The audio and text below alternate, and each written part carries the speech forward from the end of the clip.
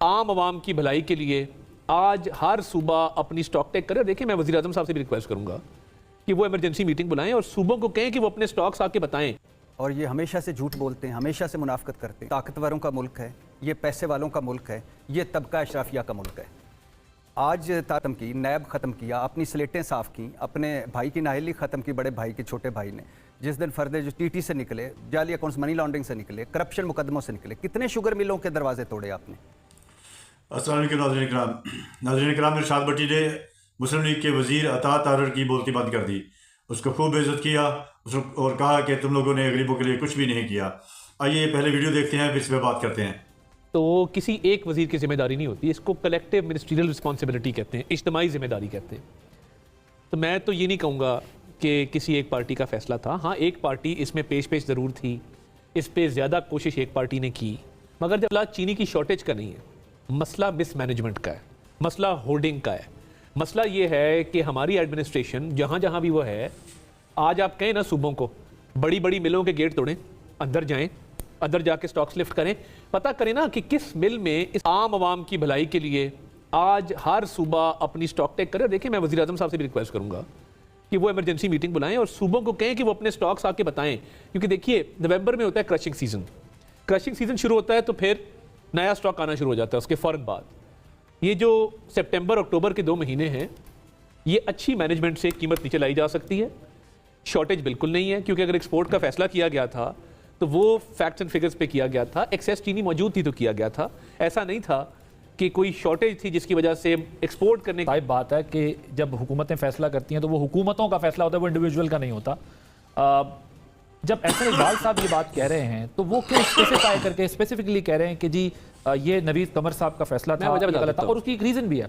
उसकी रीज़न ये है कि एक साल से तवातुर से ये एक्सपोर्ट भी हुई है और पैसे भी बढ़ते गए। मतलब ये ओवरनाइट नहीं हुआ कि ये पिछले 15 दिन में कोई शायद सफेद। अच्छा, फिर उसके बाद क्या हुआ? उसके बाद हुआ ये कि इमरान खान ने वजारतों में तब्दीली की। उसके बाद हुआ कि जहांगीर तरीन को ज़राअत की, वो जहांगीर तरीन जो कल वर्ल्ड बैंक क्या कह रही है, अफगानिस्तान की मईशत पाकिस्तान से बेहतर, अफगानिस्तान की करेंसी पाकिस्तान से बेहतर, अफगानिस्तान में महंगाई 10% कम हुई है। फॉर्मर प्राइम मिनिस्टर ये कह चुके थे कि मुझे पता है मैंने ये काम नहीं करना, और मिफ्ता इस्माइल साहब सामने बैठे हुए और डार साहब के आते के साथ ही फिर ये सारा काम शुरू। पिछली गवर्नमेंट में पहली दफा हुआ कि हमने पहले एक्सपोर्ट की, फिर हमने इंपोर्ट की, और अरबों रुपए की सब्सिडी बुज़दार साहब दे गए। पिछली आपकी थी ना, इसलिए मैंने कहा नहीं, उससे पिछली की बात कर रहा हूँ। और वो बुज़दार साहब की खासी मिसमैनेजमेंट थी, वो इंक्वायरी आज तक कुछ उसका बन नहीं सका, हम भी उसका कुछ नहीं बना सके। तस्लीम करना चाहिए इधर बैठे।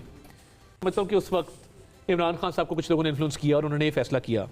इस वक्त मैं जो एहसन इकबाल साहब वाली बात है, मैं पंजाब में होम मिनिस्टर था फॉर अ ब्रीफ पीरियड, तो सबसे ज़्यादा उस वक्त चीनी की एक्सपोर्ट पे बजित थे नसीम अशरफ साहब, सॉरी ये ज़का अशरफ साहब।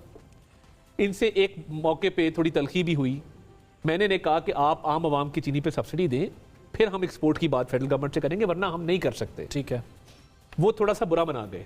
और उन्होंने, उनके साथ जो लोग मौजूद थे, पंजाब शुगर मिल एसोसिएशन के जो ओहदेदारान थे। अशरफ साहब की बात कर रहे हैं तो आप पीपल्स पार्टी की भी बात कर रहे हैं, सिर्फ शुगर इंडस्ट्री की बात नहीं कर रहे। नहीं, एग्जैक्टली मैं कर रहा हूँ, वो दोनों को आप जिम्मेदार वो बहुत पेश थे, मगर आप कह रहे हैं फैसला कर लिया तो फिर सबका फैसला कलेक्टिव। भट्टी साहब, तारड़ साहब ने तो उसूली बात कर दी। उन्होंने कहा कि जब हुकूमत फैसला करती है तो वो हुकूमत का फैसला एडमिट किया। इनके दौर में भी जो कुछ हुआ, मैं अभी बैरिस्टर साहब के पास भी जाता हूँ, लेकिन मुझे ये बताएं, ये ब्लेम गेम से काम चल जाएगा? क्योंकि जो 220 रुपए की चीनी कोयटा में खरीद रहा होगा, जो 200 की यहाँ खरीद रहा होगा, वो ये हमारी कहानी बाय करेगा, तुमने किया सलीमुल्लाह कलीमुल्लाह इस तरह की पासेस को।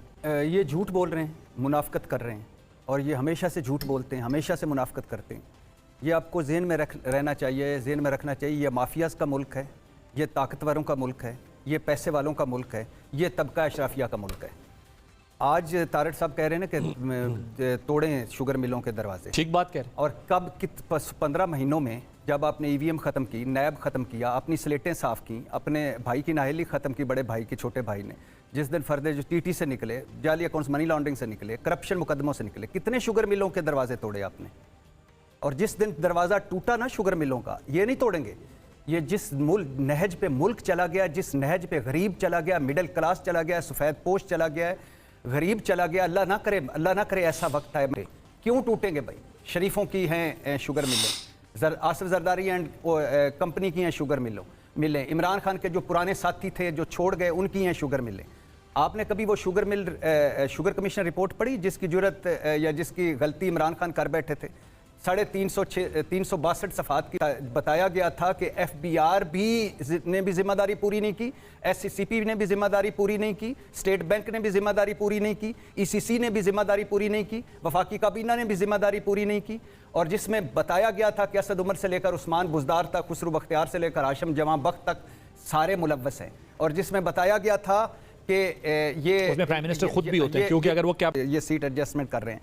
अच्छा, जहांगीर तरीन को ज़राअत की टास्क फोर्स से हटाया गया, जिसके बाद जहांगीर तरीन ग्रुप वजूद में आया, और जिसके बाद हमारी अदालतों ने, हमारे निज़ाम इंसाफ ने, बड़े बड़े वकीलों ने अदालतों में पहुंचे, और जब शुगर कमीशन या शुगर कमेटियां जाने लगी गोदामों की तरफ तो स्टे मिल गए। इस मुल्क में बताएं मुझे, आपने वो एक फिक्रा बोला, दुबई और लंदन में बैठे हैं, आबाई वतन है भाई, वहां नहीं जाएंगे तो कहां जाएंगे? ओके, अब दो जुमले, अब वहां नहीं जाएंगे तो कहां जाएंगे? जब आपने अपना सारा काम सीधा कर लिया, उसके बाद आपने कहां जाना है?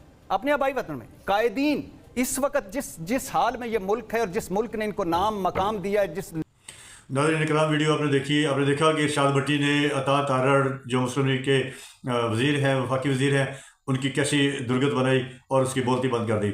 उस अता तारड़ के मुताबिक कि मैं वज़ीर आज़म से बात करूंगा कि शुगर माफिया जो है, शुगर मिलों को जो है वो उन पे छापे मारे जाएं और देखा जाए कि उनमें कितना स्टॉक है। जो स्टॉक होल्डर हैं, जो चीनी की शार्टेज पैदा करते हैं, उनको जो है उनके खिलाफ कार्रवाई की जाए। तमाम सूबों को ये वज़ीर आज़म से कहेंगे